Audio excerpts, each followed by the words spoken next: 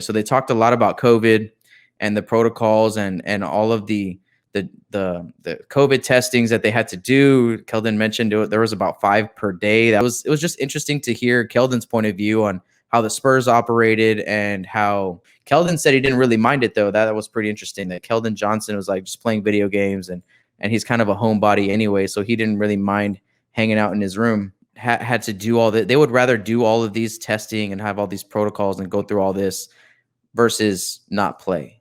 Right. And I think that's across the board for every NBA player in this league. They asked Keldon about practice and how important it was, or what did Keldon think about it?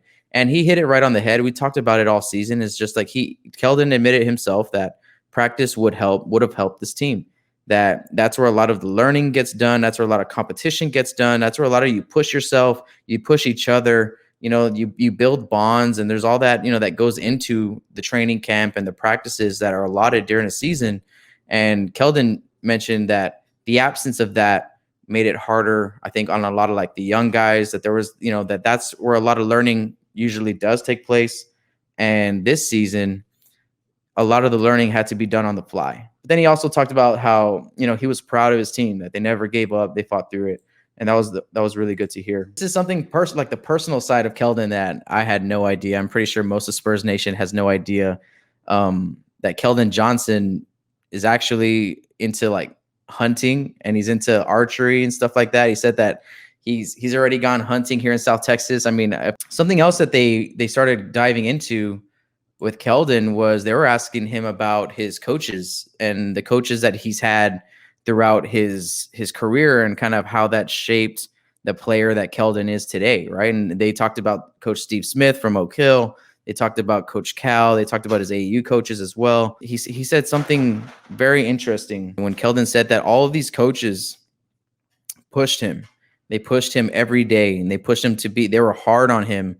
And they made Keldon comfortable being uncomfortable, knowing that there was always a challenge, that the next day was going to be harder, and they were just pushing him. And if you're, it really is about learning to grow, and the growing, parts can only happen when you're uncomfortable and you're being tested and challenged. And I think that's something that Keldon kind of was talking about, and that's kind of a common thread from his coaching, from his coaches from Oak Hill, and then to Coach Cal in Kentucky, that he's just been in A-class programs since he's been in high school, and I'm sure AU as well. But he plays at such a high standard, and he has a high expectation that he meets, like on a game-to-game basis. He said he went up against 11th and 12th graders, so I'm assuming that he was on varsity as a freshman, that he had 2 40-point games as a freshman. Keldon Johnson was a beast in high school as a freshman. What are the games that he